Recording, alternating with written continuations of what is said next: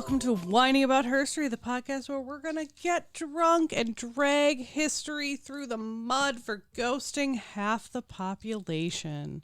That's right. While men were busy getting status and credit for discovering things already discovered, women have been out here inventing, ruling, brewing, writing, fighting, and everything else, and then getting shoved into the historical footnote. So let's grab a glass because we're about to whine louder than man explaining something for the 400th time. And let's whine about some herstory. Sorry. Emily's like, I found something weird in my pocket. There was melted chocolate in my pocket. I stole it from your kitchen and I didn't think it would melt. Oh my fucking God. So, welcome to Whining About Herstory, the women's history podcast, where two longtime besties with breasties talk about women from history, find melted chocolate in their pocket. Oh, gosh. Women that you definitely haven't heard of, but probably should have. I'm Kelly. I'm Emily and I'm doing laundry tomorrow. Yeah. Or the day after. Those pants or shorts or whatever you're wearing definitely need to go into them. Jesus Christ. Oh my God. I didn't think it was that hot. I didn't think the chocolate was going to melt. It's like the other day I was talking to my husband. I had brought, so we had like the Baby Bell like mini cheeses. Yeah. We had those like are so a good. variety pack of like 3 different flavors. So I'd come downstairs and I had like my own cheese and I gave him his cheese and I ate my cheese and I went back upstairs. And he comes upstairs, I'm not even joking, like an hour and a half later. And then he's like talking to me and he like reaches into his pocket and he is like, what is squishy in my pocket? And it's the Baby Bell cheeses. And he's like, I'm going to put these back in the fridge. And I'm like, don't put them with the rest of it. I'm like, I don't want to eat your squishy cheeses. It's like you segregate that cheese to your own sad, shameful corner of the fridge. That's what it made me think of like, I've definitely had that before where I like forget about chocolate in like a purse or something, but pockets of pants are the worst because your body temperature is higher than the melting point of chocolate, which I did not realize because I am constantly cold. Also, this is why I buy all my clothes secondhand, because if I ruin them by having forgotten melted chocolate in my pocket, it's not that big of a deal. The pants were $2. Yeah. So I will say the melting point of chocolate is between 86 and 90 degrees Fahrenheit. Most human beings run at 98 degrees Fahrenheit. Well, 98.3, I think, is like average human temperature. Well, it sounds like Ruby Rubin overlooked something. Yeah, right. When he crafted humans that were not chocolate compatible. Raise the melting point of chocolate, Ruby Good Rubin. God. All right. We're drinking. Well, Emily's sobering up, but Yes. I'm drinking. Val Ravin. I was drinking this during the herstory happening, so it has a raven on it with a little crown, which is super cute. It's a Zinfandel from Sonoma County, which I think is California. yes. It does not have a description on the bottle. So But it is 14.9% ABV. that's why she's sobering up. As she yelled at me previously, I live here. Yeah, Kelly's like, I'm going to keep drinking. And I'm like, bitch, you live here. You can do wherever you want. I have melting chocolate in my pockets. That one is not my fault. You know what? I can figure it out. I can make it your fault. You provided the chocolate that I stole. I didn't realize from you your stole kitchen. my chocolate. Well, I was going to save it for later, damn it. So this one says, it doesn't say it on the bottle, but I found a description. Rich and mellow character with notes of ripe plums, strawberries, chocolate, sweet spices, and hints of tar. Vibrant. What? Yep. I'm sorry. It's like when they say hints of leather, and I'm like, that doesn't sound like something I want to drink. Hints of an old shoe beaten by the sea. Right? What? Vibrant and succulent on the palate with a deep chocolatey berry-soaked center palate. Mellow and fruity. Like, all of those other words and tar, like, do not. I'm sorry. Is it a fit chocolatey together. center or is it a chocolate coating with a tar center? Yeah. You cannot have both. Other tasting notes include tobacco. That's fine. That's freaking fine. I was at the Renaissance Fair and there were so many people smoking and I was just getting like, and there were like shops selling those super cool like pipes that Gandalf has, like with a really long stem. And I'm like, man, Yeah. I really want to fucking smoke now. There were cigars. They had everything. And I was like, man, yeah, no, that sounds great. I did not smoke. I'm sorry. You cannot put tar in wine and then like tobacco, fine. Leather, Tar, fine. Leather, fine. An old shoe that's been worn for 20 years by the same miner, great. Tar, I draw the line. The aftertaste of tar. Good God. I know. That was surprise. I don't know if we've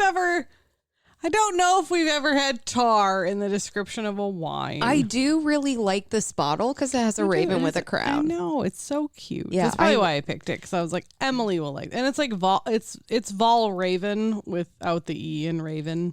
I was with you when you bought this. I'm pretty sure this was from that time where that like 12-year-old working at the liquor store was like, Helped us. helped, quote unquote. Yeah. And by 12, I mean, he was at least 21. It was on the up and up. He just was such a baby. And anyone who looks really young, I immediately demote to being 12. I know. Q is 11. When she turns 13 and up, she's forever. I'm going to be like, girl, you like 12. She'll be like, I make 16. And I'm like, girl, you 12. At that point, I'm going to be, oh God. Am I going to be in my 40s? How old is she right now? She's 11. So when she's 12, you will only be 1 year older. No. But I mean, when she's like 16. Oh. Sorry, when she's 16. You'll be 5 years older, so you'll be 39. Oh, thank God. That's fine. I can handle that. As long as she still wants to play Icons with me, the feminist card game, because she loves Anne Frank. Well, Kelly, what should we cheers to? Sorry, I'm like very, very graceful right now. I don't know. Not being 40. Okay, not being 40. Not that there's anything wrong with that.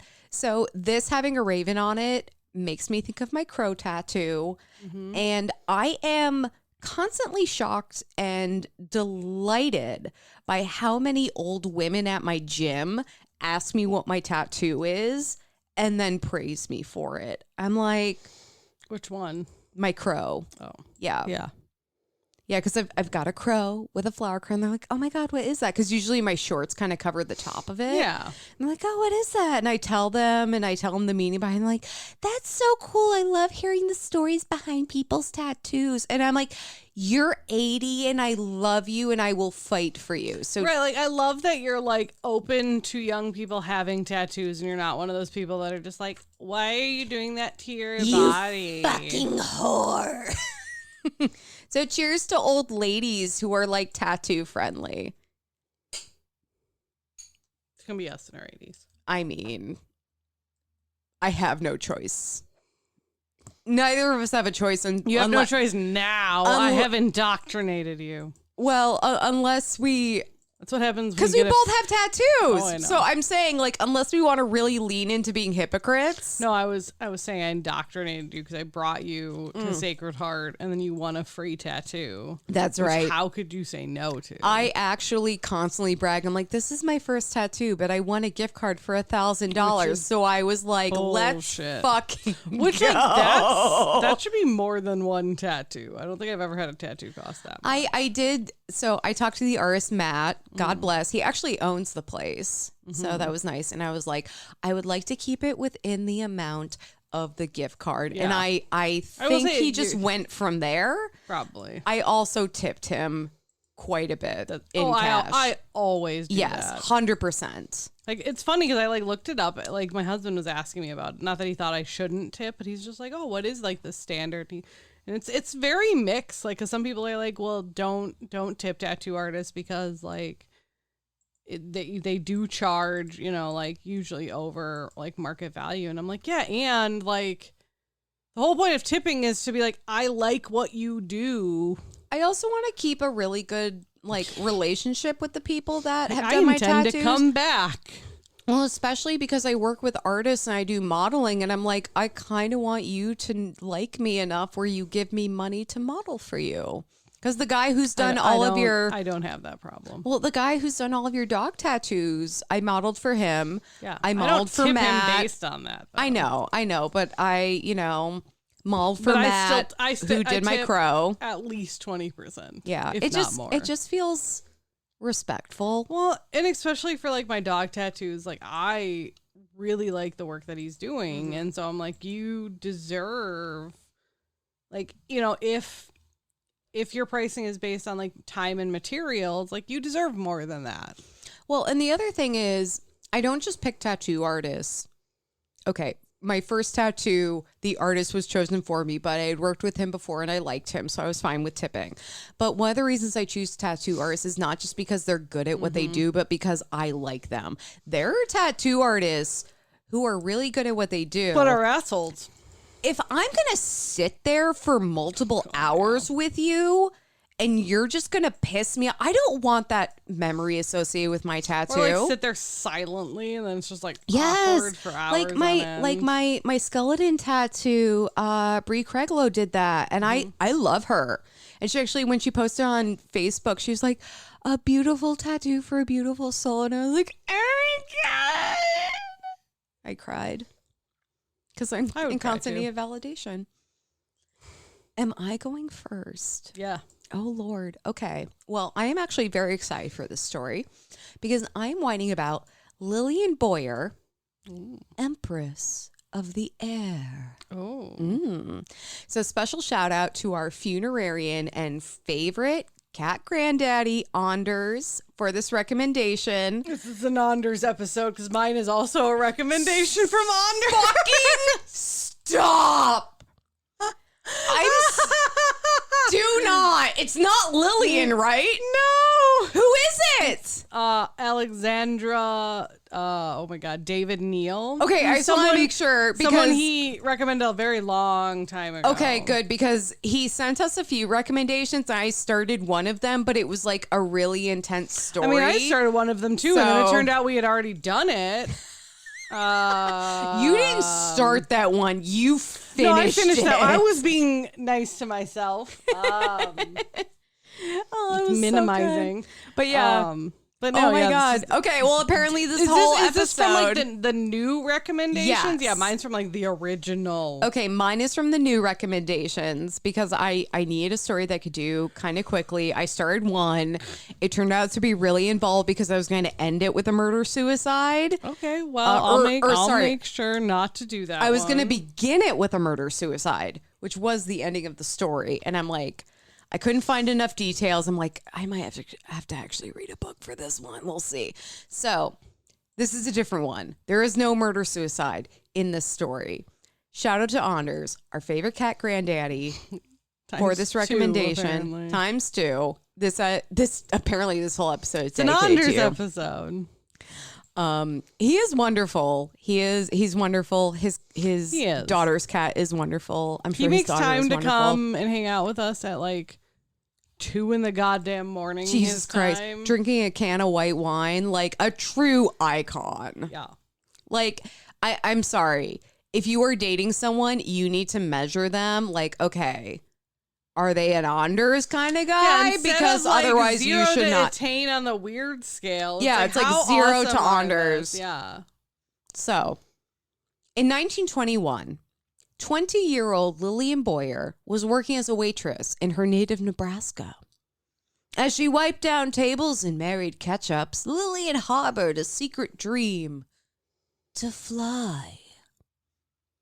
Aviation was reaching unprecedented heights of popularity. There's a lot of weird little heights and flying puns in this, so we're all just going to buckle up and get into it. Since the Wright brothers' famous flight in 1900, aircraft had advanced at breakneck speeds, becoming key weapons during the First World War. In the post-war era, pilots around the world were obsessed with pushing the limits of flight. Ooh. Charles Lindbergh famously flew nonstop from New York to Paris in 1927. I actually saw the Spirit of St. Louis at the Smithsonian Aeronautics Museum. That was when I was 13. I did not revisit it on my last time in there. And my parents were like, holy shit. And I'm like, wait, is that the guy whose baby was like abducted and murdered? And they were like, Jesus Christ, who raised you? And I'm like, you guys did. And they're like, fuck. Anyway. That's interesting and funny. Amelia Earhart became the first woman to cross the Atlantic in 1928. And Bessie Coleman, whom I think I covered her. No, I did. You did. That's right. Because do not take that. Sorry. I viscerally remember how that story ended, and it felt like I was there because you did such a good job. Bessie Coleman became the first Black woman and first Native American to earn her pilot's license in 1921, making a career performing in air shows. Yeah. Flight was taking off, but was not largely accessible. Lillian's life could have gone very differently had two customers at the restaurant she was working at not offered to take her on an airplane ride. Ooh. This is the part where I pause and tell everyone, if you are working in a restaurant and random customers offer you to take you on a ride in any form of vehicle, you say no.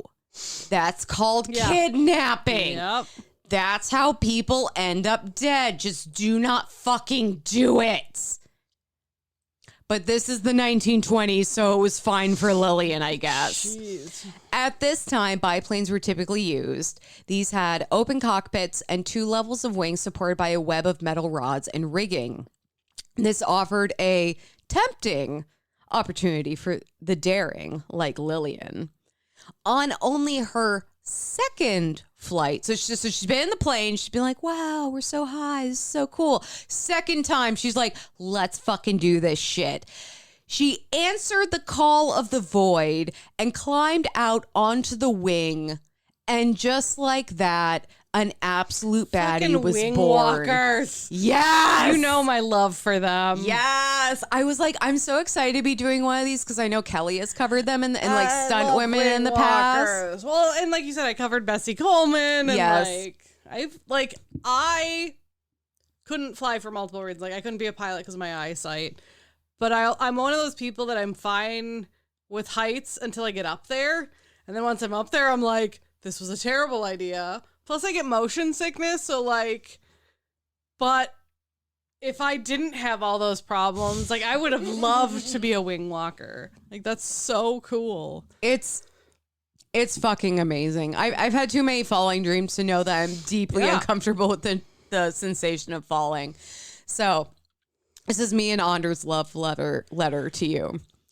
In December of that same year, Lillian began training with a former World War I pilot named Lieutenant Billy Brock, Oh, which is what all LBB, Lieutenant Billy Brock. which is what all World War I pilots were named at the time. Yeah, it sounds Like, come on. So since flying in the Great War, Billy had found a career in Great War. Yeah. They're all great. He had found a career in barnstorming. Also known as flying circuses, barnstorming was an aerial performance where stunt pilots performed tricks individually and in groups, along with other performers. We've talked about barnstorming. We have, and I know you Fucking love barnstorming. I know too. you because I was like, that sounds really familiar. Yeah. It's like Oh, trick yeah. air shit. Yes, I just wanted to reiterate, please. in case this is anyone's I'm first just episode. saying, I'm very excited about This it. is Kelly's whole jam. She is so wet. I am. She's so wet for aerial shenanigans. Aerial shenanigans that I'll never be able to do. So they would also perform, like with performers pulling off stunts, like walking on the wings, hanging off the wings, doing gymnastics on the wings, all while in the air. There were even people who like would strap a chair to the top of the plane and then like have a fucking cup of tea or something. There was like, It's real weird. am I on a fucking plane right now? I hadn't noticed. It's like the craziest fucking shit. So after 5 months of training with Lieutenant Brock, Lillian began performing professionally. And it was hard to find something she wouldn't do. Oh. If you want to go in my notes, I do have some illustrative images. Okay. So so she would do wing walking, which is walking around on the wings of the plane, car to plane transfers, hanging from the wings by her ankles, toes, knees, etc. Jesus. Jumping from plane to plane, parachute jumps, and more. These were all the staples in Lillian's repertoire. In fact, she was the first woman to transfer from a speeding automobile to an airplane. That's insane. And I love that everywhere I read that, they said automobile and not car. Yeah. I'm like, yes. That's how you know it's Be true old to the school. vibe. Yep. She may have been best known, though, for a stunt called the breakaway. Ooh. So during this stunt, Lillian would appear to be falling off the plane, instead hanging from a thin cable by her teeth. So Kelly, if you want to go in my notes, there is a link Scroll down there. a little. There is a That's a link. You Okay, will go yep. to a video. I don't believe it has sound. My computer's muted. Okay, that's fine. But it's going to show you, because I was reading descriptions of it and kind of imagining it, but to see it, even knowing what it is, different thing. it's very stressful. So I'm going to ask you to watch. very stressful. I'm going to ask you to watch and describe it to our listeners. I think that says, hold your breath while Miss Lillian Boyer beats all the air stunts, finger quotes, mere man has ever done. Because it's kind of like a silent video where it's just showing her doing shit, because it's the 1920s. Okay, she's doing, I'm going to fast forward a little. She's doing a handstand. Oh my God, her pants are blowing up like a balloon. I know. She's got like those little jumpers or whatever. Okay, and then she's, like hanging from the wing by her knees. And then that one's interesting. She's like standing on the side of the plane and she has her like feet planted against like the supports of the wing and she's leaning out. Oh, yeah, like anxiety. And then she's hanging underneath the plane. Mm-hmm. I'm like waiting for it. I don't like this. Yeah, and then she just fucking lets go. Yep. And you can't even really tell she's hanging by her teeth. Like, it looks like she's clearly hanging by something, but yeah, she must be biting onto something and hanging by that. Oh my God, no. So what she so what she does during this stunt, and then it's a bunch of other stunts too, again. is that she appears to be falling off the plane. Yeah, she is hanging from a like because thin I cable. knew she was going to do it. It doesn't look like she's falling because she just kind of like like she's holding on and then she lets go. See, to me, I was like, it still looks like she's falling. So it looks like she's falling, but instead there's a bite plate or something at the end of the rope, and she bites onto that. So she's falling, and then instead she like puts her arms and legs out, and she's like hanging there. I'm suspended in the air. There's but other it ones looks where like she she's has falling. like a ladder underneath too, and then she's doing like acrobatics on this ladder under the plane. Jesus fucking now I have like a stomach ache because I'm like, oh my God. Well, you don't have to watch the rest of the video. I just wanted to show you the breakaway. Oh my God, the breakaway is So if you look below the link, there's a picture of her doing the breakaway like right before and you can kind of see her. Yeah, she like she kind of Tarzan swings and then must bite on. But then she lets go, and you're like, what the fuck, bitch? It's crazy. Looks like magic. Yeah. Some mind freak shit. So she was billed as Empress of the Air, with advertisements boasting that she would be, quote, hanging by one dainty eye. Hold on, let me get my transatlantic voice going. holding by one dainty arm with the thread-like wing wires, hanging by her teeth from a slender wire beneath the wings, standing atop the plane as it loops the loop, ever over and under the racing airplane and 1,000 awe-inspiring thrillers. That's crazy. Yeah, absolutely insane. It's true, but it's crazy. Yeah. I just love that people are doing this for entertainment. People are like, oh my God. And like here's the thing. I get the spectator position because I'm like, if I saw someone do this and they didn't die, super impressed. That would be incredible. The fact that people were doing this in the 1920s, which is like now 100 years ago, is insane to me. So between 1921 and 1929, Lillian performed in 352 shows across 42 states and in Canada. She performed 37 parachute jumps, 13 into Lake Erie, which I'm like, love the Great Lakes, let's get it, and 143 automobile to plane transfers. That's insane. Crazy stats. One Milwaukee newspaper wrote that Lillian was, quote, without doubt the greatest thrill producer since the days of the gladiators.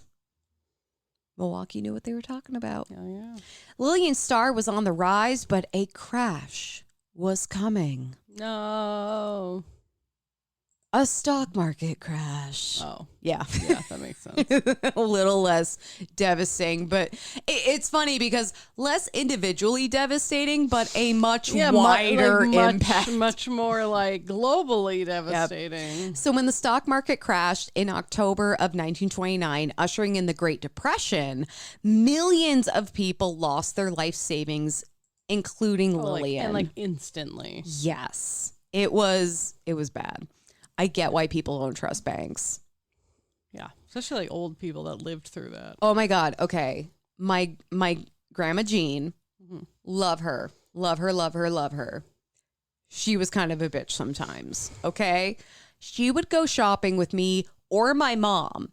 And she came up during the Great Depression, and my mom would let's say she takes a blouse off of the rack to look at it.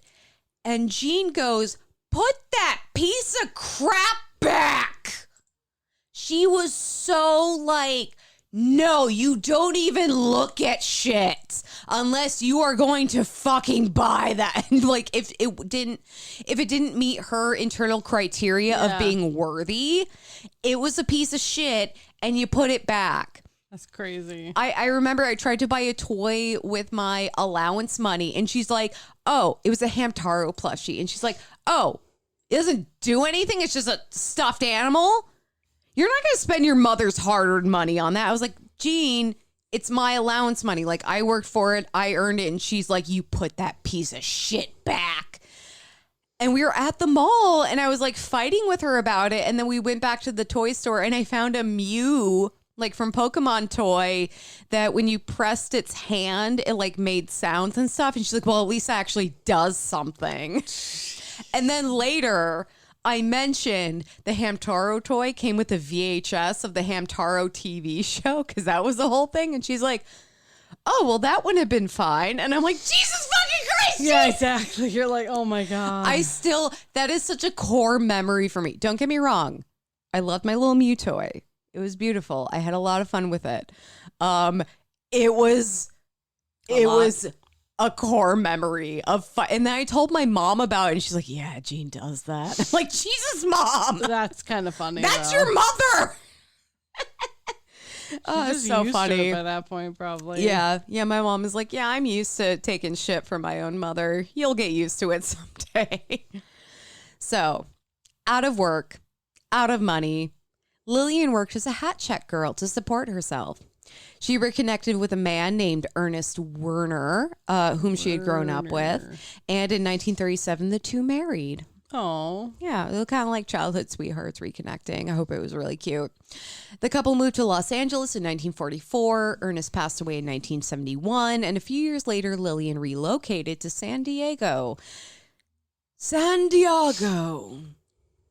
It means a whale's penis. Or is it a whale's vagina? I don't remember. I gotta whale's rewatch vagina. I gotta rewatch Anchorman. Vagina is way funnier than penis. Yeah, Just I think saying. it's vagina. It's on Netflix. I should watch it because I definitely have Netflix legally.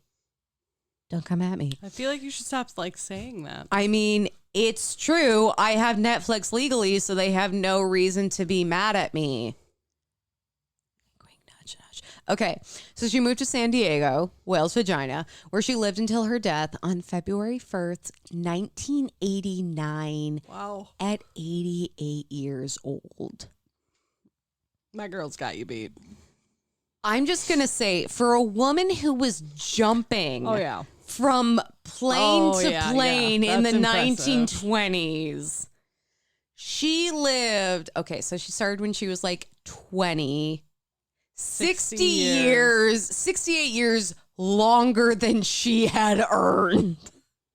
68 years then was reasonable. There you go.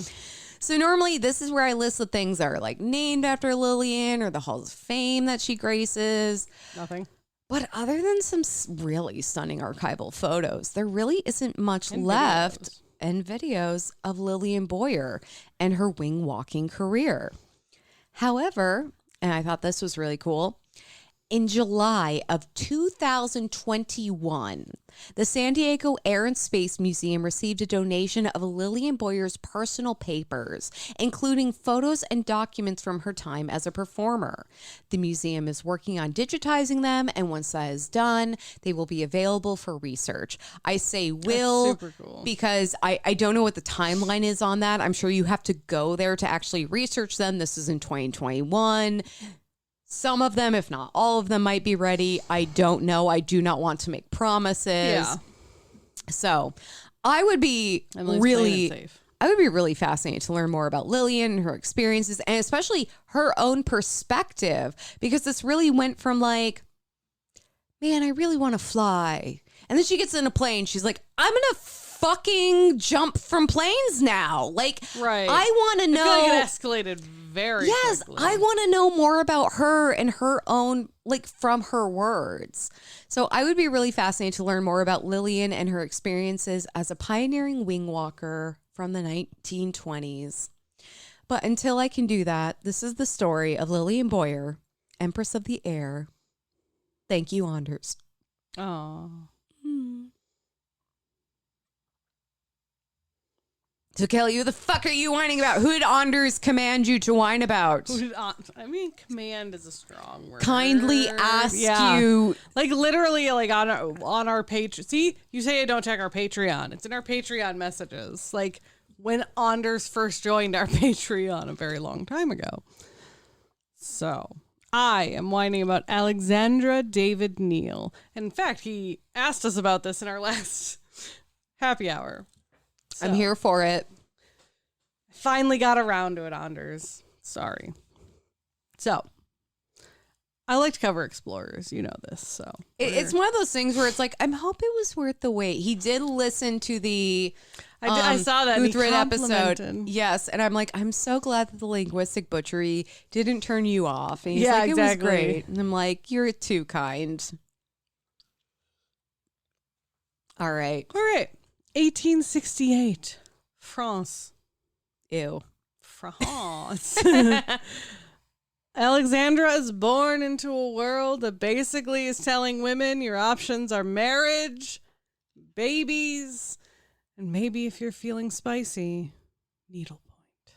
Or going into a nunnery. Or going If into you're a not nunnery. feeling spicy. This is also a time of political upheaval, particularly in France.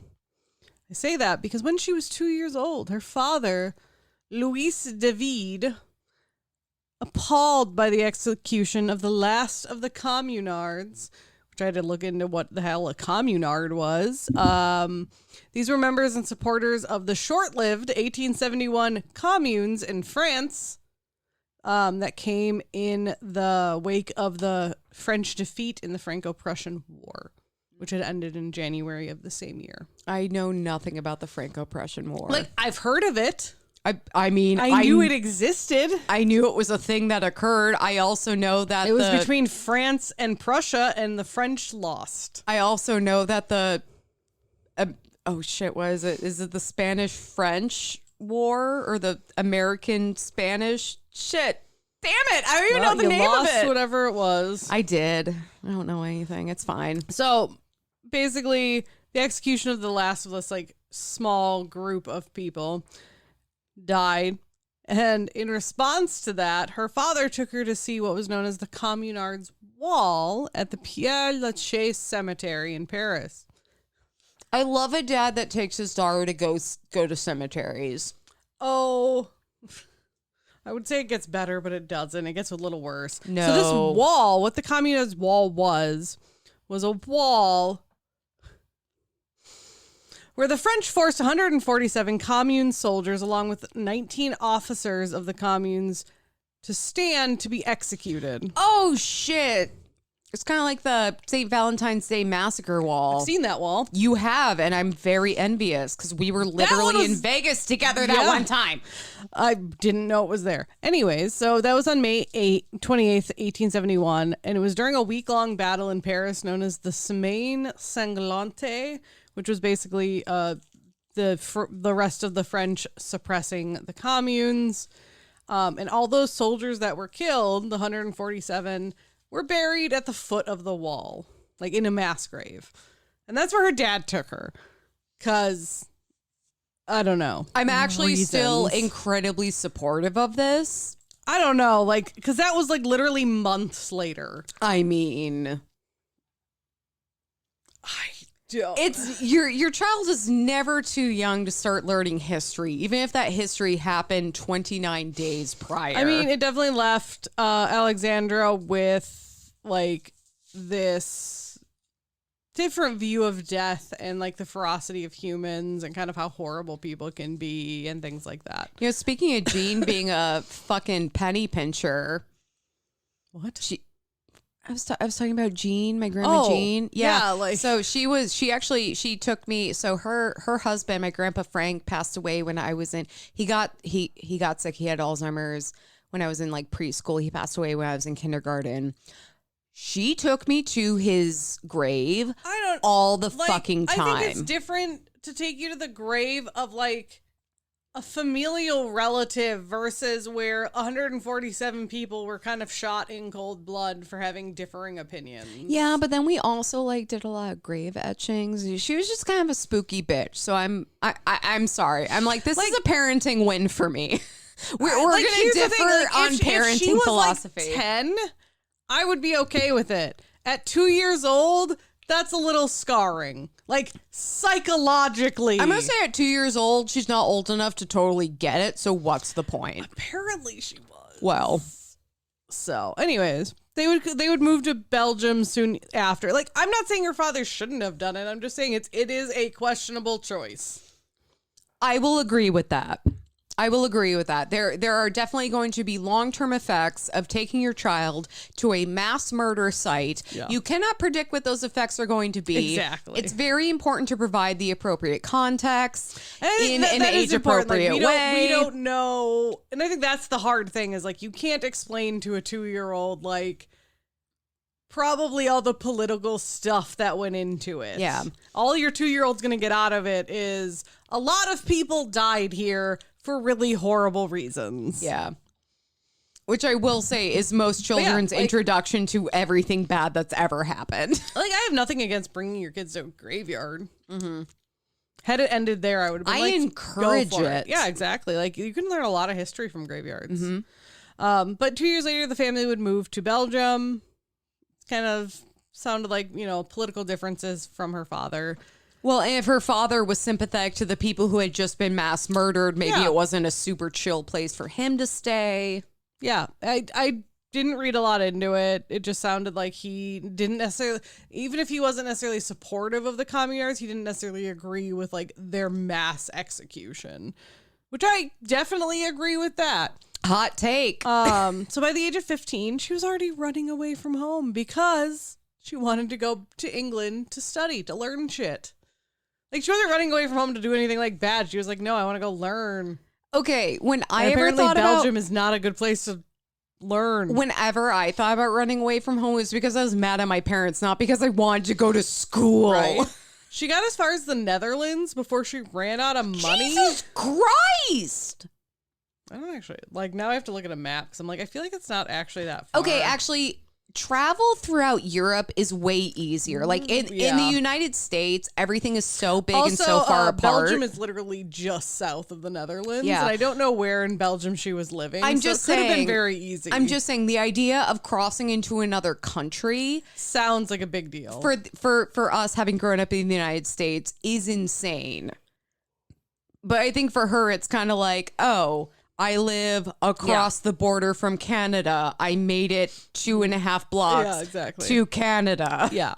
So she got as far as the Netherlands. She ran out of money and her parents found her and dragged her back home. But instead of, her being like, okay, fine, I'll be the nice, lady you want me to be, she kind of doubled down. And by the age of 18, she had actually managed to visit England, Switzerland, and Spain on her own. She kind of it sounded like she kind of half convinced her parents to let her go and half was like, you can either let me or I'm going to find a way to do it on my own.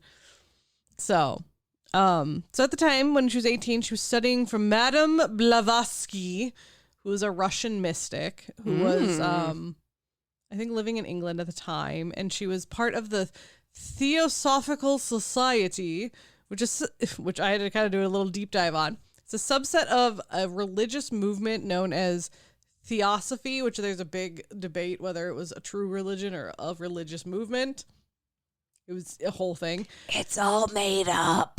But it draws heavily from both European philosophies, such as Neoplatoism, and Indian religions, such as Hinduism and Buddhism.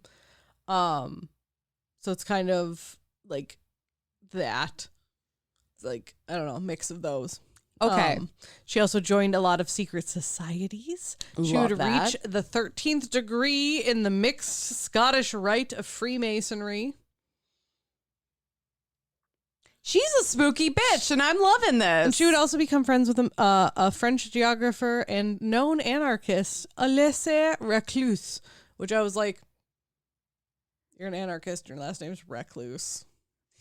Because he doesn't want the government to tell him he has to leave his house. Right, exactly. So remember, he would have, dude, that bro would have loved the pandemic. Right? Or actually, he would have been like, wait, the government's telling me to stay inside. Fuck you! I'm going everywhere else! Yeah. Remember when one of her problems from running away was money? Mm-hmm. What's a French girl to do in the 1880s? No. Actually, yeah, exactly. That's what a lot of people are probably going to say. No, she did not turn to prostitutionism or sex work. She entered the Royal Conservatory at her father's recommendation and probably hard urging. So she became a singer and a pianist, and actually would do so well after she would graduate after 3 years and would start winning prizes for her voice. She was a soprano, so high pitch. And in her early 20s, she would actually even go and study at the Sorbonne, which is very fancy music school. I've heard of that. And she would travel around Europe singing her heart out. She would also pick up languages like other people pick up bottomless mimosas. She was the Duolingo on legs. She learned so she knew French because she was born French. She would learn English. She would learn German. Basically, any country she traveled to, she would learn their language, and it's insane. I imagine, though, if you can learn French, you can learn anything. Because that language is so batshit insane. Yeah. She would convert to Buddhism in 1889. She was 21 years old at the time. Buddhism. I'm sorry. I love you said Buddhism. I'm like, booty, rocking everywhere. When you look at Buddhism... It's Buddhi, and my brain skipped the H. Buddhism. Yeah, my brain skipped the H and just put the I after it.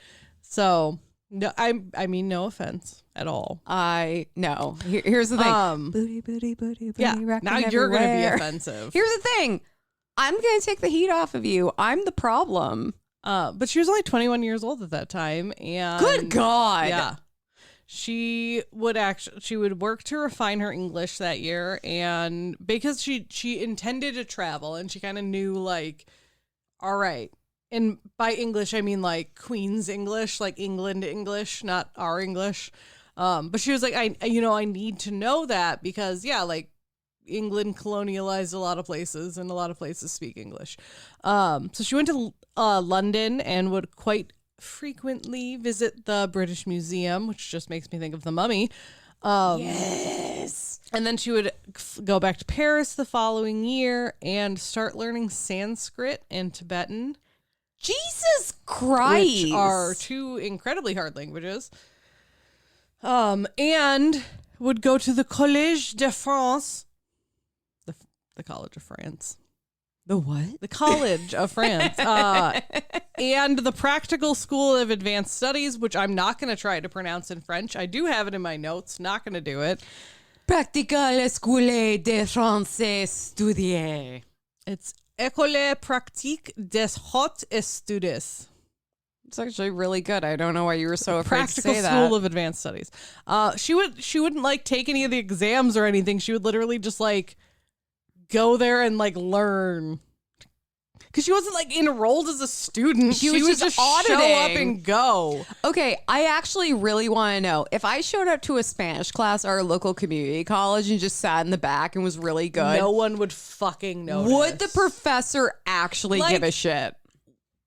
When you turned in assignments, that's when they like. If you ever turned in assignments or took a test, that's when they would notice. I wouldn't though. Exactly. I just wouldn't. I hate that shit.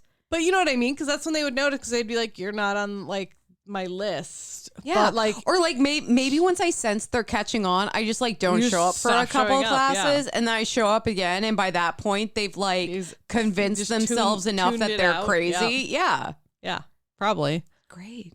So at 23, she would disguise herself as a man and join the Paris cult.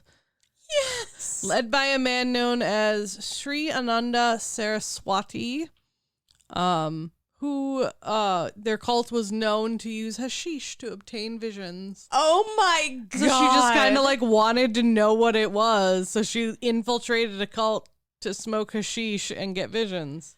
Okay. I am loving this journey for her. Yeah, Alexandra's crazy. I feel awful for her parents though, because Yeah. if they knew what she was doing, they would be shitting a brick. Well, and even in modern day times. And during this time, she's like, this is like right at the end of, she was like, so during when she was converting to Buddhism and like going to the British Museum and all that other stuff I just mentioned, she's still an active opera singer. Yeah.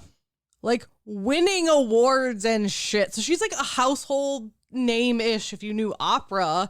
And then she's just like, that's probably why she disguised herself as a man to join a cult, is because she's like, well, if I go as me, people are going to know who I am. Is it like a celebrity becoming a Scientologist? Maybe. Yeah. I mean, it was very short-lived. It kind of sounded like she went, she joined, she had some visions, she left. She did some drugs. Which honestly, like, it was that's cool, that's and she moved on. That's the easiest way to leave a cult, is you go in as not yourself. Good point. Yeah, give them no information. So not only did she leave the cult, but she left the country because she got an inheritance from her godmother. And when she got it, she was like, I want, because you remember she was learning Sanskrit and Tibetan. So she's like, I want to go to India. So she went to India and Ceylon, and she just fell in love with the mystery and the magic of India and the eerie melodies of Tibetan music. And she was like, I'm coming back one day. While she was there, it was one of those things. She's like, I know I have to go home at some point, and I'm coming back. That was kind of like me in Scotland. I was like, the rest of my life is going to be dedicated to going back, which is why I'm working 4 jobs to earn money. Yeah. But she would continue studying Sanskrit, like with people that actually like knew it. Yeah. And she would visit the holy city of Benares in the Ganges Mountains and study with a yogi named Swami, I'm going to butcher this, Swami Bhaskararanda, who's like pretty famous. Okay. Who lived an entire year in a rose garden. So was like, what, like it's hard? I mean, like, I think it was like kind of like a practice. Like, I don't know if he ever, like, he didn't leave. Okay. So yes. I do think he's also like revered as a saint in Oh shit. Buddhism. I have to look it up quick. Maybe I shouldn't be throwing so much shade. Yeah, maybe not. I'm like, I don't know. I've heard a lot of things that spiritualists have done to achieve enlightenment, and living in a rose garden definitely sounds like one of the easier of the path, because people have literally set themselves on fire. Well, he also just did a lot of the like practice traditional like Hinduism things, like of tapas and stuff, where it's like there's a lot of like meditation and self-discipline, and so it could have been like maybe that like monastic, like you don't talk, you don't stuff like that. Actually sounds awesome. Living in a rose garden, not talking to anyone for an extended period of time and just being left alone. Yeah. Was I meant to just be a monk? I could live in a vineyard. I could do that. I could make that happen. Could you? I could definitely take a crack at it. I would definitely take a good, solid, earnest crack at it. I think the reason we point that out is because it's like in that year is when she visited him. Yes. And so it's like, but like I said, she absolutely loved it, but she once again had to return home because she ran out of money, because it's expensive to travel.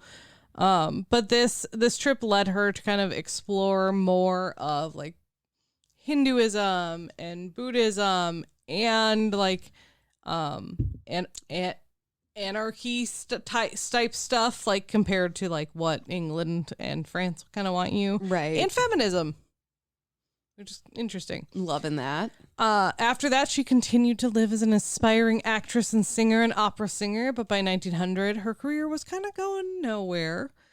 She did accept a job with like a lesser known opera, and here she would meet a man named Philip Neal, a 39-year-old bachelor who worked as a railway engineer, so pretty like into money. Mm-hmm. And they would marry on the 4th of August, 1904, and would get a villa by the Mediterranean Sea, which sounds very fancy. Love that. Don't think for a second that Alexandra was like settling down to become a quiet housewife. And I like cannot. I imagine they had one, but I can't imagine that conversation of Alexandra being like, so I really like to travel, but that doesn't mean you're coming with me, but I will be using your money. Oh my God. Like, can I just say, do you ever watch a show where the character that you're following is not necessarily a good person, but you just kind of love the gusto? This is where I am. Alexandra, where I'm this is where I am. Some of your choices might be questionable, but like, I'm here for the ride. I'm loving the energy and the fucking audacity. Well, and I love that she went from like not really wanting to be like the traditional Victorian person to like being like, okay, I'm going to be an opera singer because I need the money, to joining a cult, to inheriting some money, so then going to like India and then getting married to a rich person, and that's where we're at.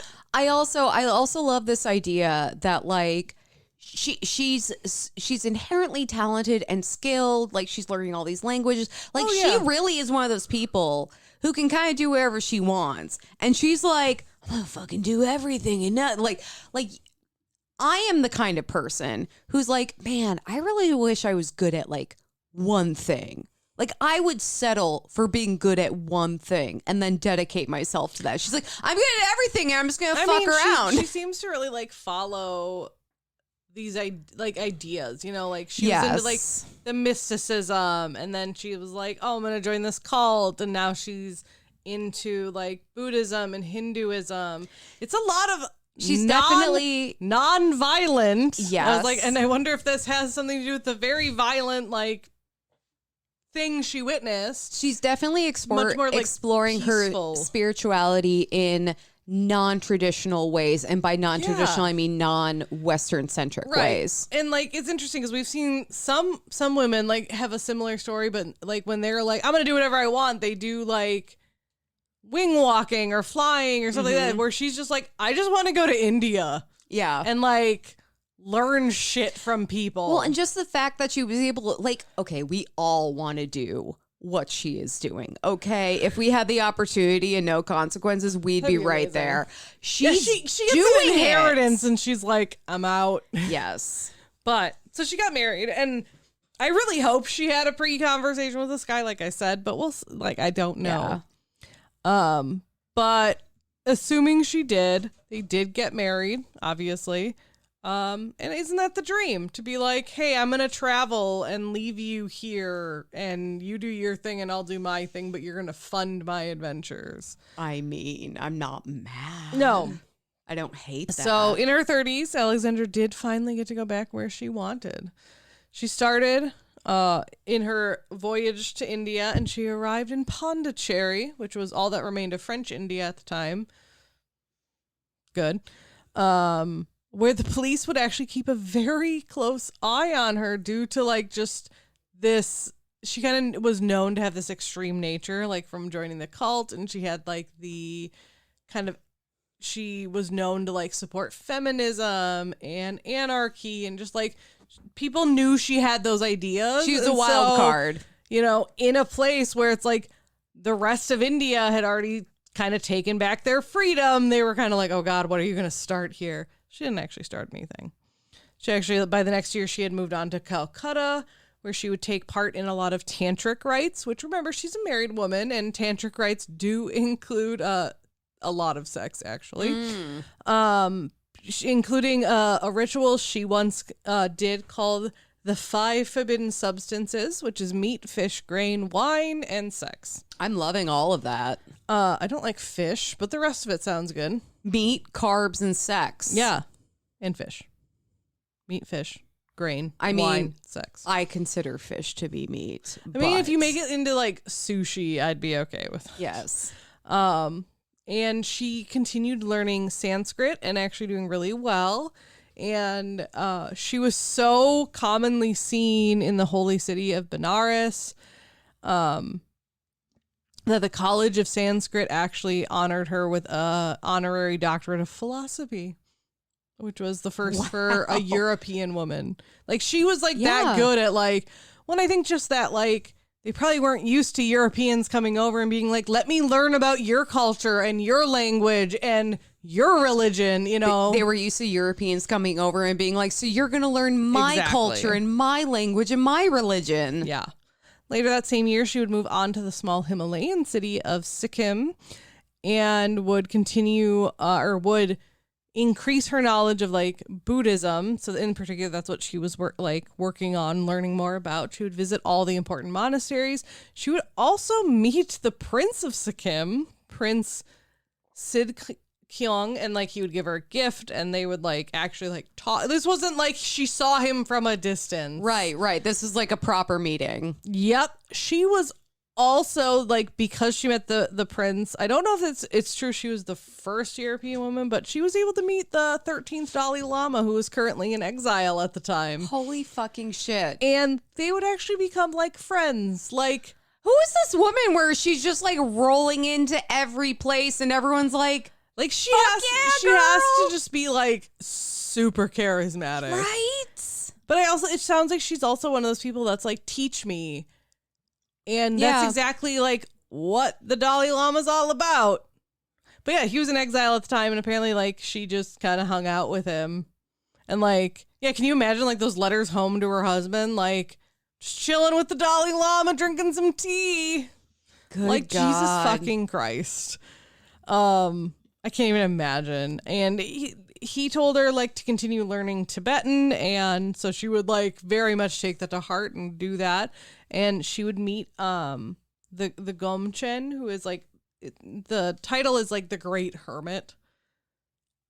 Love that. I did not look into like the meaning behind it. I assume there is, but a big deal. Exactly. Yeah, exactly. Yeah, another like And big deal person. he was at a monastery at the time, and like she very much took like that lifestyle and that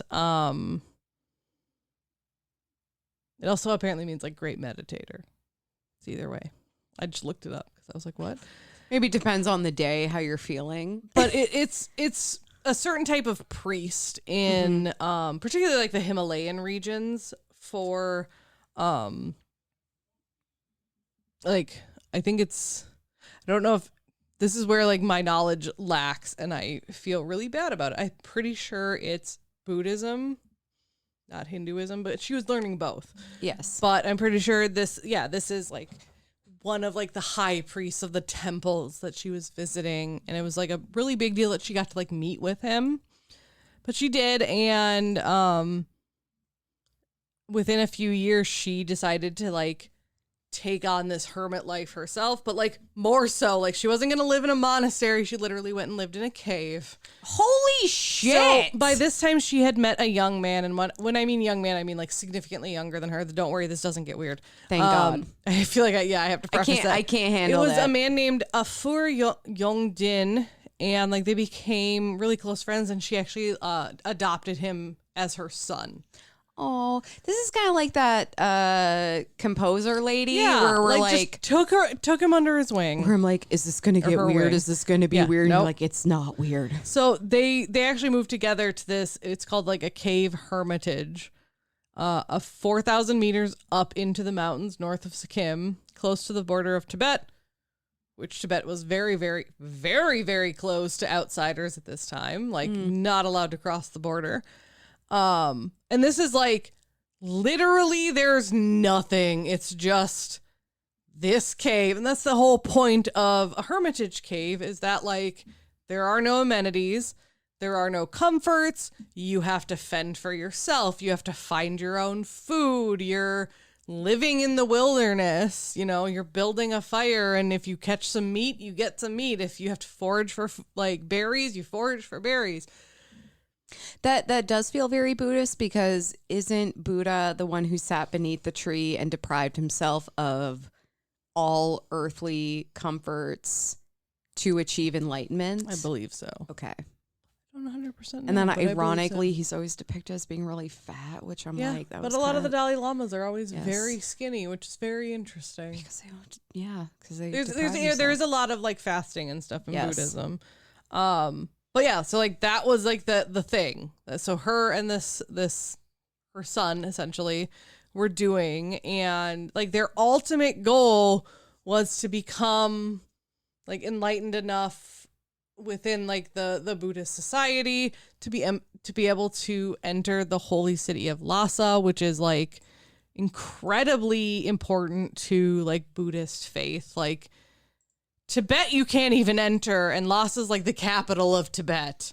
Oh, so this is an actual place. This Yeah, isn't no, like this a is an Nirvana. actual place. Okay, sorry. I was thinking like a like spiritual, like a Nirvana thing. No. Wow. This Okay. is an actual place, and like if you thought Tibet was locked down, this was even like more hard. Like yes, there were people like living in the city, but like to enter it was definitely like a trial. Because it literally means like Lhasa, the name means place of the gods. Jeez.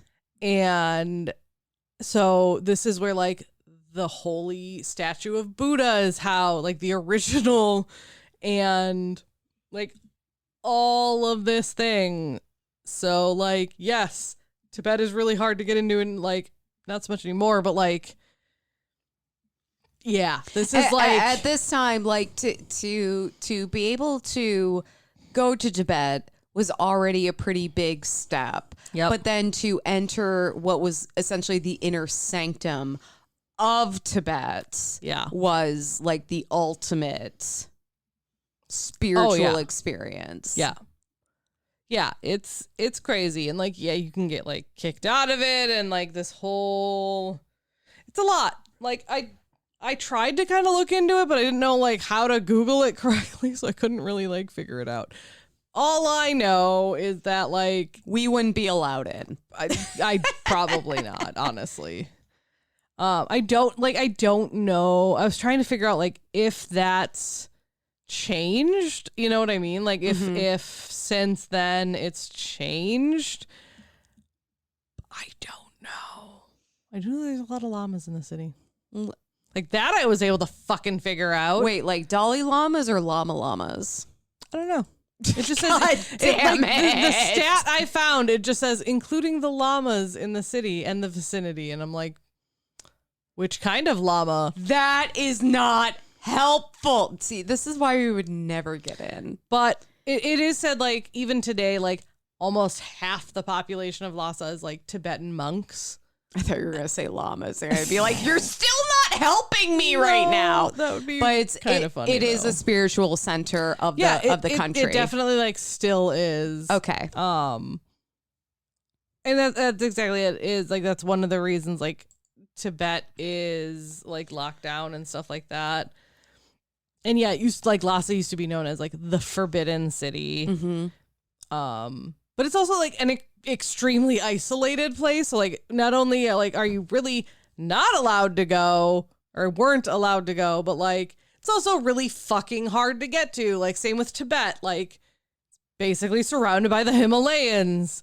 But yeah, you do need to, like, at the time, I believe, like, have a certain, like, religious status and stuff like that, or be Tibetan. Mm-hmm.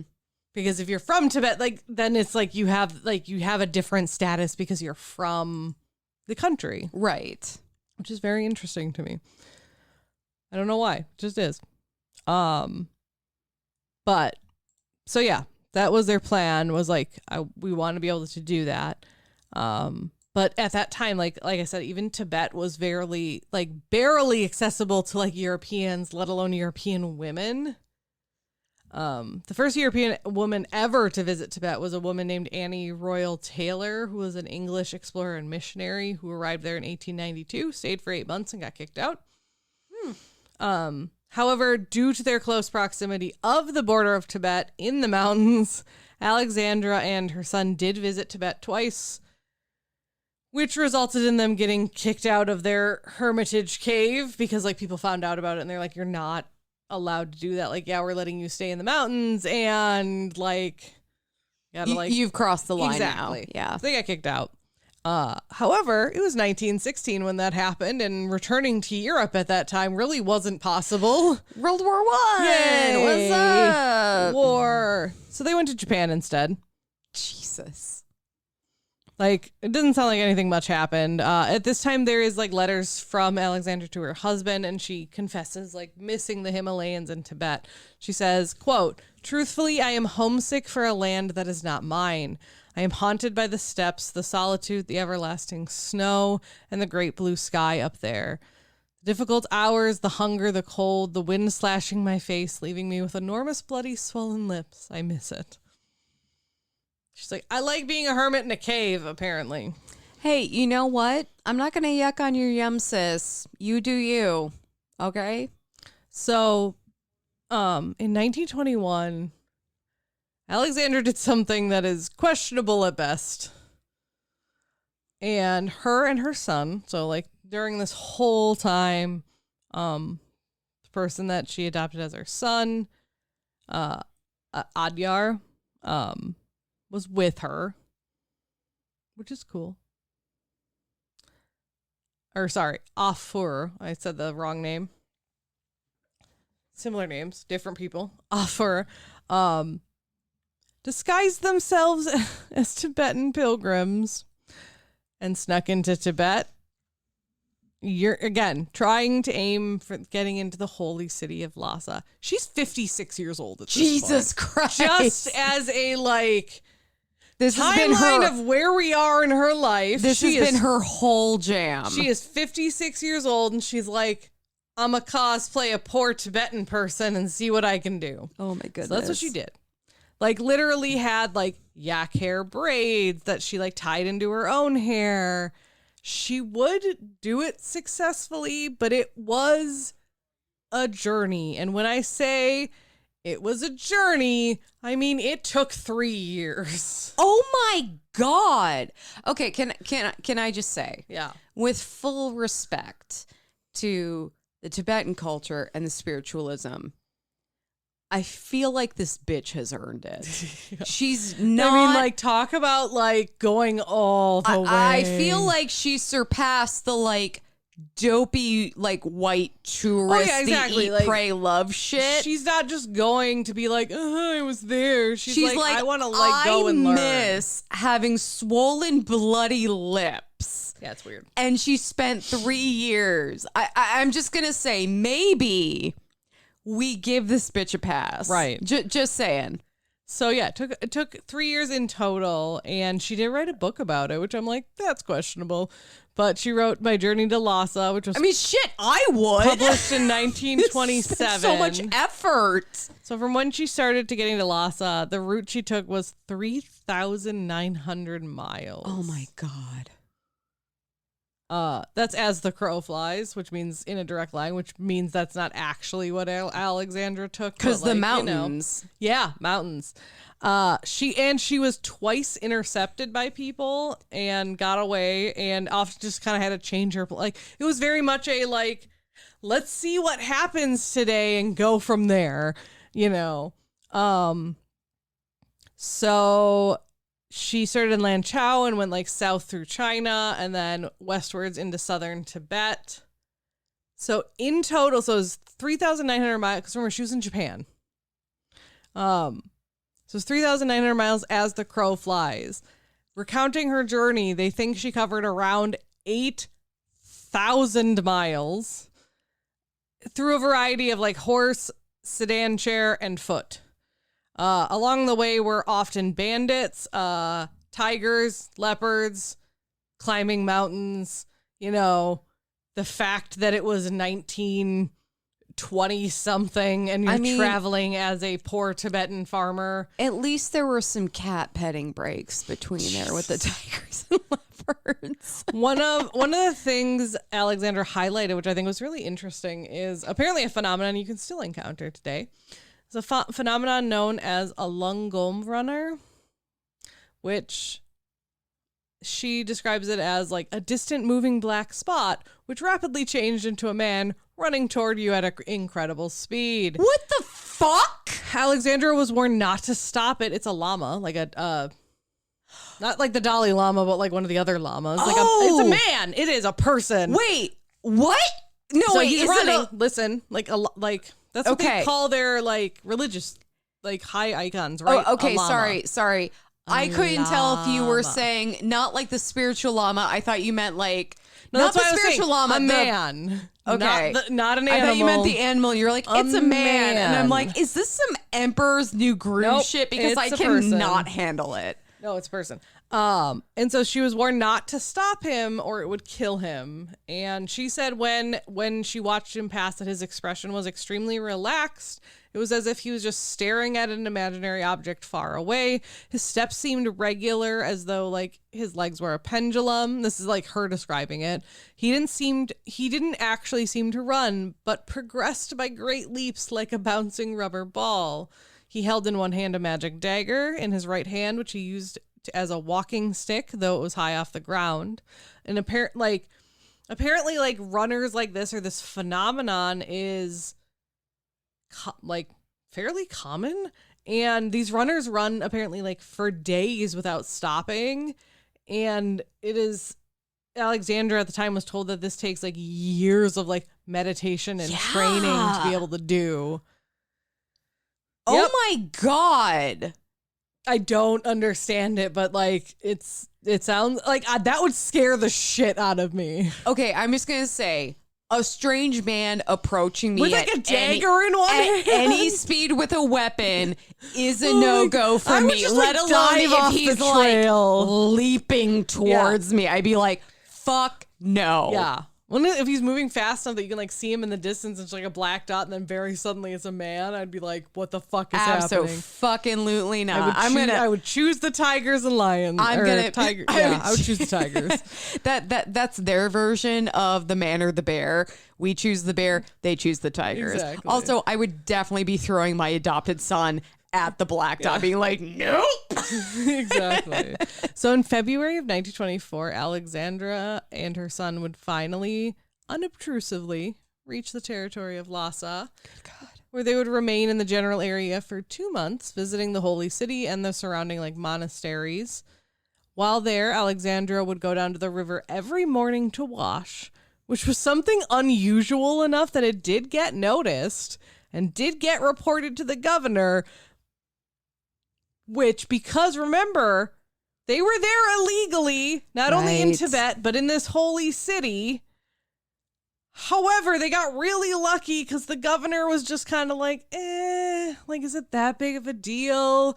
And didn't immediately act on the tip. And so by the time he did, they were already gone.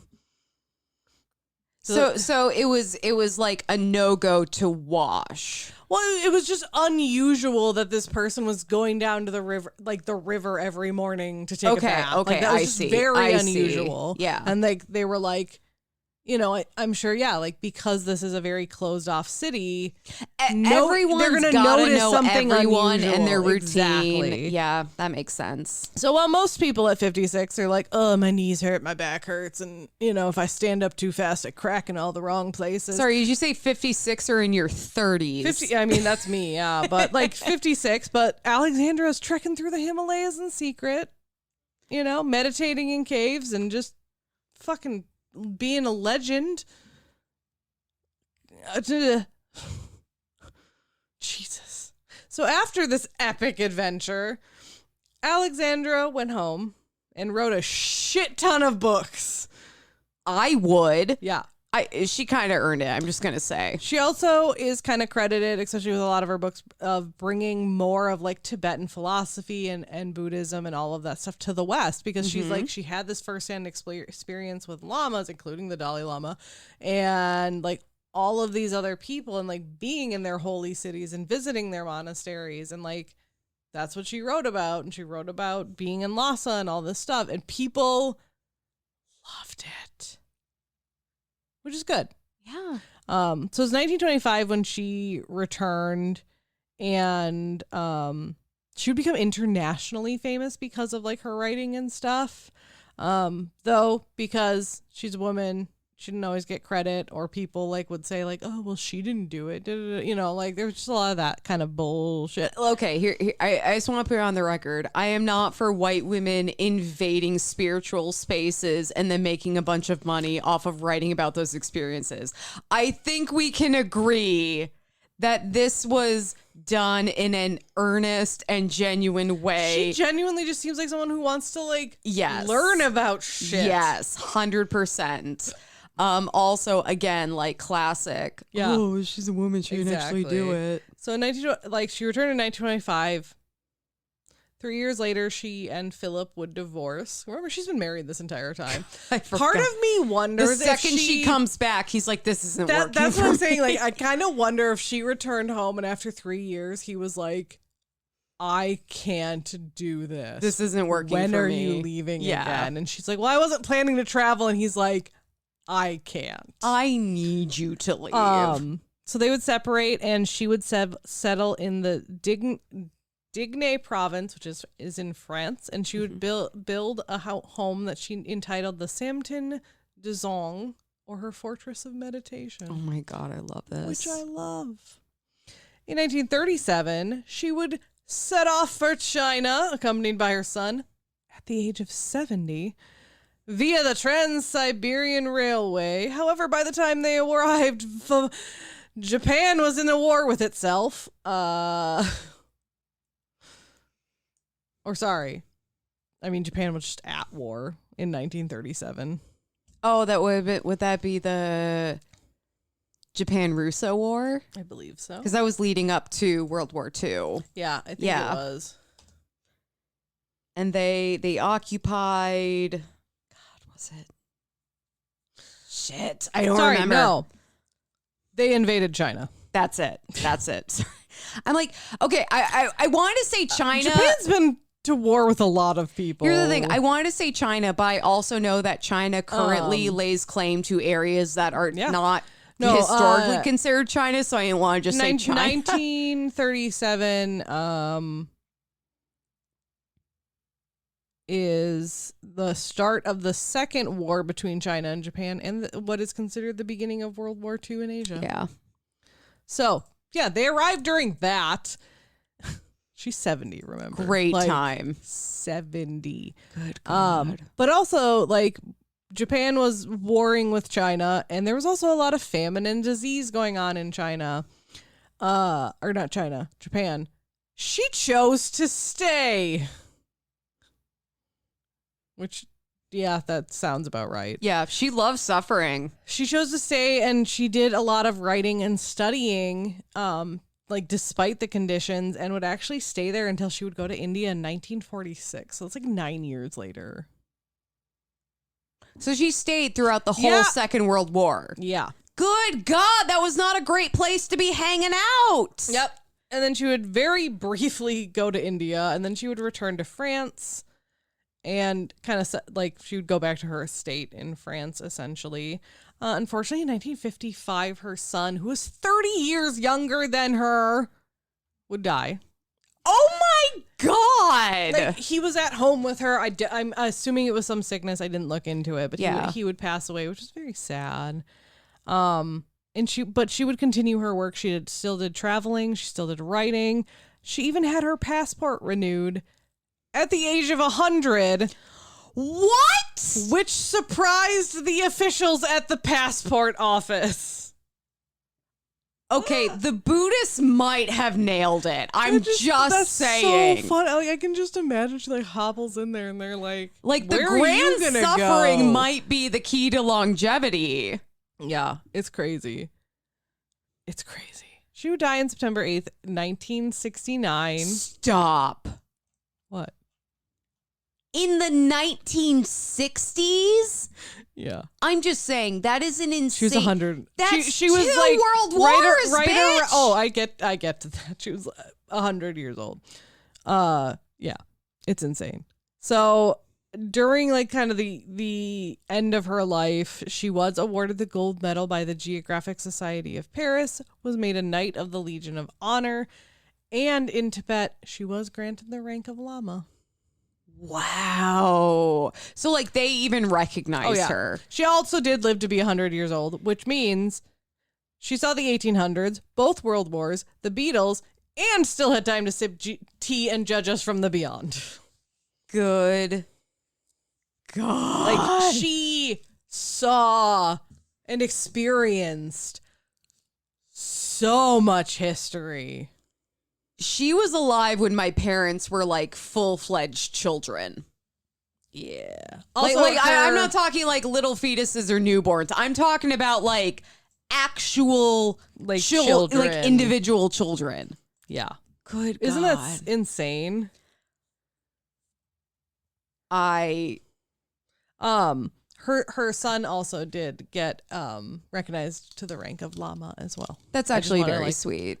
Throw that in there. I do like that. Yeah. So on February 28th, 1973, the ashes of Alexandra and her son, because she's considered the first Western woman to have gone to Lhasa.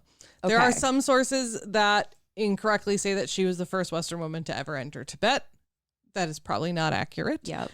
But we do know she was probably the first Western woman to enter Lhasa because the other woman did not. She did get turned away. Yes. Was not allowed. I think you said she was in Tibet for like 8 months. Yeah, and she was like a missionary and stuff, but didn't get to go to Lhasa. Wow. But Alexandra and her son, their ashes were scattered over the waters of the Ganges River in the holy city of Benares, kind of like to honor them. Well, I know the Ganges is like really spiritually important, and like that's where you bury people. Yeah.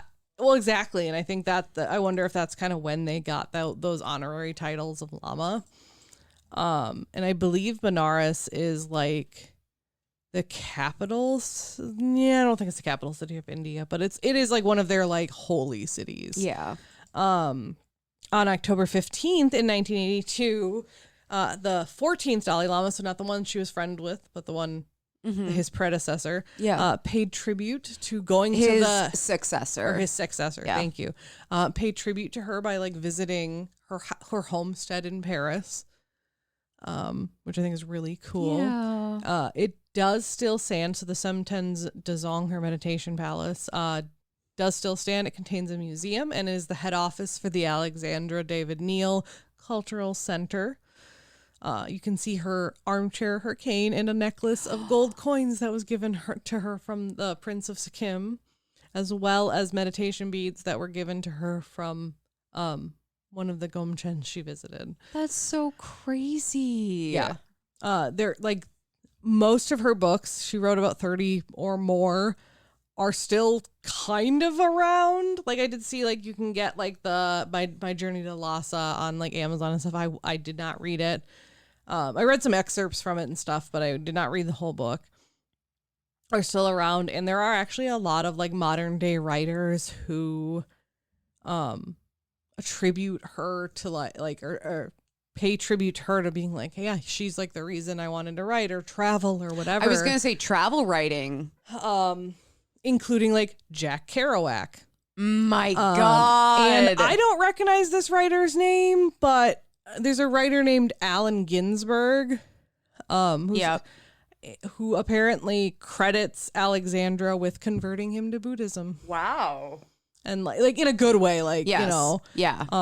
But yeah, Anders suggested her, and I like, there was just so much that I was like, oh my gosh, this is a lot. But I wanted to finally like pay tribute to her because it's like, it's a lot and she does a lot, but it's like, she does it all in this passion for like learning and for finding this like this spiritual enlightenment and this path. And like, she clearly like I think it sounds like when she found Buddhism, like that's really what took hold of her. Cause you know, that she learned Sanskrit, she learned Tibetan, she visited, you know, Tibet, and she visited India, and she visited all these places. And she wasn't just the like, I'm like feeling good. Like I feel like there's the eat, pray, love white girl who's like, I'm gonna go on the spiritual journey, like find myself, and like. Or you have like the explorers like Christopher Columbus, because you have women like that too that are like, absolutely. I'm gonna go and I'm gonna spread my word. Yes. Yeah, but she really just seemed to have this genuine desire to learn. And when she did start learning, she's like, this really speaks to me. This is what I want to pursue. I mean, she went and fucking lived in a cave. God. With her adopted oh, sorry, my burp. Well, it's nice. Like, I think like the respect that she showed is reflected by her getting those honorary titles and by getting her ashes spread. Like, I think that really goes to show that when you go in and you're willing to learn and you're kind and you're curious and you're like, teach me about your culture. Like, I don't know, you know, I am an ignorant European person. Like, teach me. Like, I learned what I could, but I want to learn from you. Well, and then the idea that if you go into a situation with a genuine desire to learn, you know, it's like things are not exclusive, like inherently exclusive to certain cultures. Like, we're all a part of the human race. That is not permission for people to culturally appropriate things. Oh, yeah. But, you know, it's like you have to have that genuine knowledge and respect. And I think that's why it's so hard for us to define what cultural appropriation is, because how do we look at someone, like a picture of someone wearing bangles? Yeah, we don't and know. then go, they're culturally appropriating. We don't know what journey they went on. You know, it's just, it's tough. That's so interesting. Yeah. Wow. And thank you, Anders, for suggesting. Good God, Anders. What the fuck? He just knows where to find really good people for us to talk about. Some crazy fucking people. That's insane. Oh my God. Well, Callie, should we read from the book of Ruby Rubin? Yeah, sure. Okay. Would you like to read this time? Sure, I can do that. Okay. It's like, where did I put the book? It's under my plate.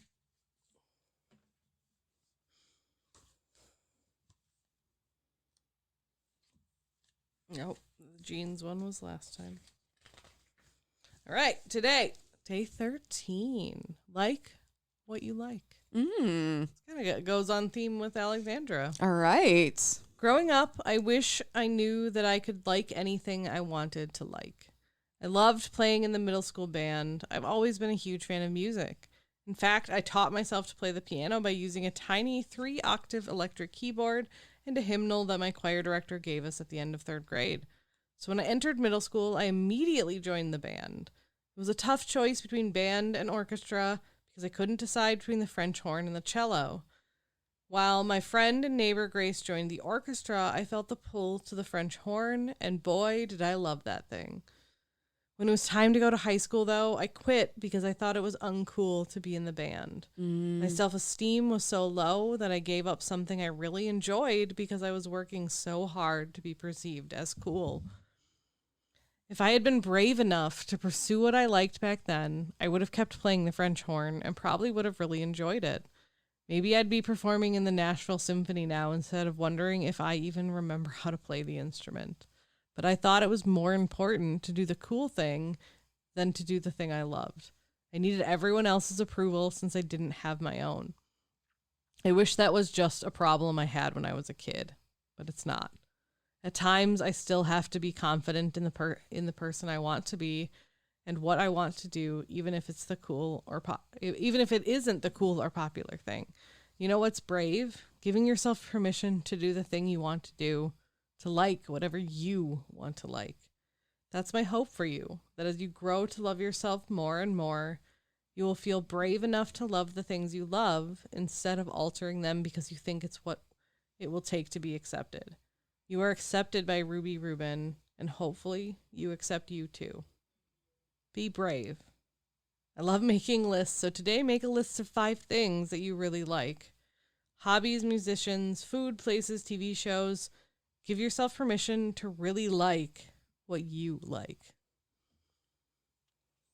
I mean, I feel like that's a really important message. And I think, especially as we get older, it becomes, especially as we find ourselves. Because when you're young, when you're in middle school and high school, you don't know who you are. You don't. And part of figuring out who you are sometimes is bending to societal pressure and expectations. And, you know, as you get older, you were able to pick apart, okay, what actually makes me happy? What am I passionate about? And what are these societal expectations I don't actually give a shit about? You also do a much better job of finding your tribe. Yeah. And the people who aren't going to make you feel like shit because you play the French horn. Like, yeah, exactly. Like, you find your tribe and then you realize, like, the things that you like can be also cool. yeah. Or, you know, the definition of what is and is not cool is so narrow. Also, it's very different based on what group you're running in. Oh, yeah. What's cool for like standard high school girls is not what's cool in like an anime weeb cosplaying group.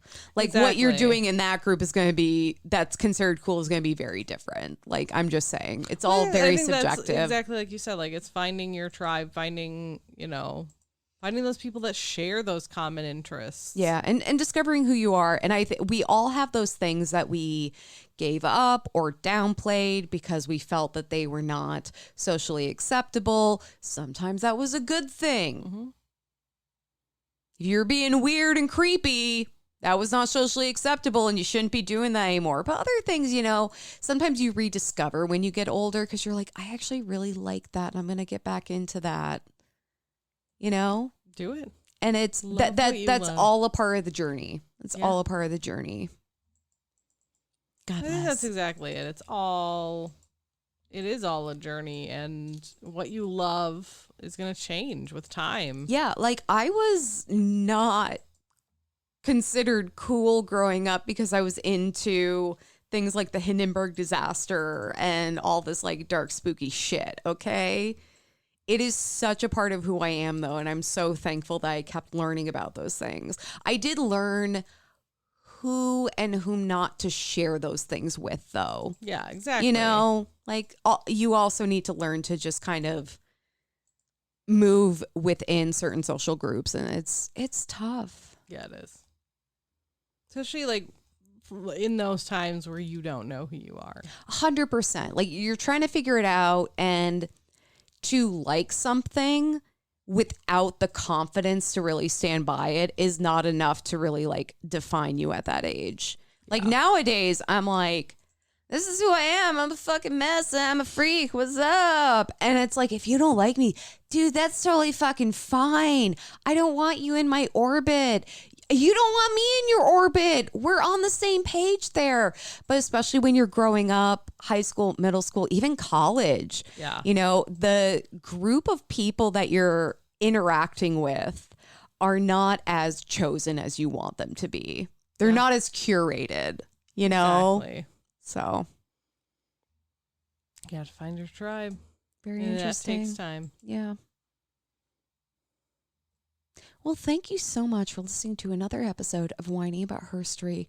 Like us on Facebook at Whining About Herstory, Instagram at WAHPad.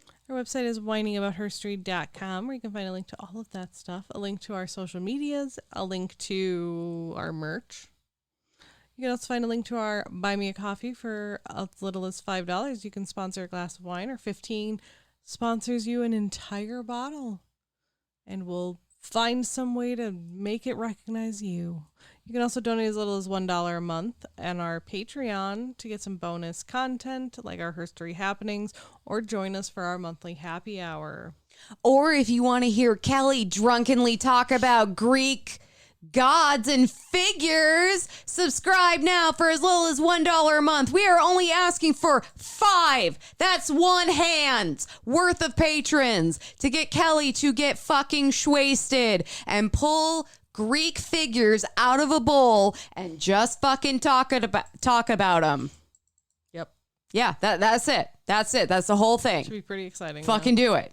Fucking get on that. Right now. Let's do it. Make some email accounts. Gmail. It's free. You can even be like fakeaccount.bitch@gmail.com. I do not Kelly care. talks about Greek gods. If @gmail.com. you are contributing $1 a month at the least, I do not fucking care. Also raise 5 stars wherever you listen, because it gives us all the warm fuzzies and pisses off all the right people. Thank you so much for listening to another episode of Whining About Herstory. I'm Emily. I'm Kelly. Have an empowered day, y'all. Bye. Seriously, I want to hear Kelly get drunk and talk about Greek people.